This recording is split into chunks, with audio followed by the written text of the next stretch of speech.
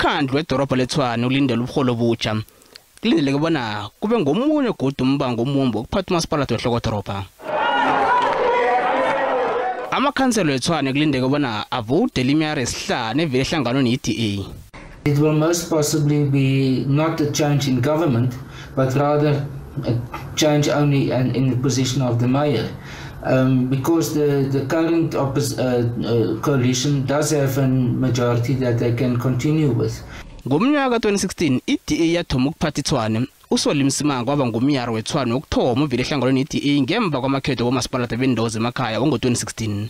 Wathatha indambo kuRhosiyenzo Ramkhupa we-ANC. Ngaleso sikhathi i-EFF yavota ne-DA ukususa i-ANC esikhundleni. Ngemva kokudosa-dosana okwalandelwa zinsolo zobukhohlakala ezimalungana nekontraka ye-Let Africa kunye nokungaphathwa kuhle, umeyara uStevens Mkhalapha wathatha indambo kumsimanga. Ngemva kokuvela kwehlazo levideo yomseme, uMkhalapha naye wasusa. Ilunga laphambili le-DA u-Abel Dawu wabekwa njengebambela lemeyara.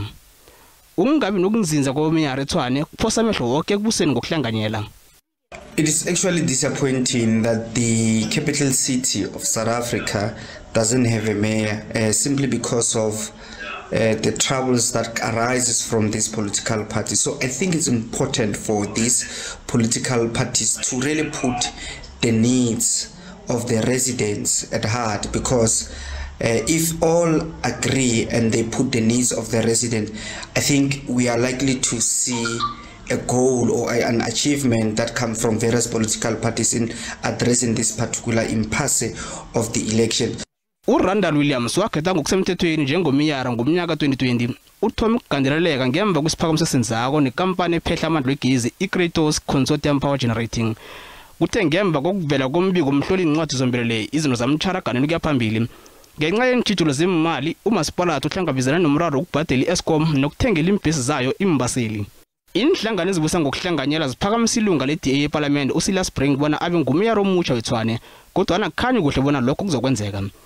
Inhlangano eziphikisako i-EFF ne-ANC zithembisa ukungavoteli uBrink. Zithi boke abomeyara be-DA babhalelwe kulethela abantu bePitori zenzela kunye nokunzinzisa iindaba zikamasipalada eminyakeni elikhomba edlulileko.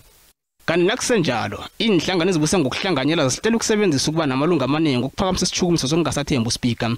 Basaba bona uSpeaker uDr Morona Makwarela unemfiso zokuba yimeyara begodu usebenzisana ne-ANC ne-EFF ukuthi avowudele njengemeyara elandela kweTshwane. uSpeaker lilunga lehlangano yeCOPE begodu baqothwe enhlanganweni ezibusa ngokuhlanganyela iveke ephelileko. Akukhanyi kuhle bona ngubani ozokuba ngumeyara weTshwane namkha umasipalada lo uza kufakwa ngaphasi kwezandla zabaphatheli godu umbuso wesifunda saGauteng.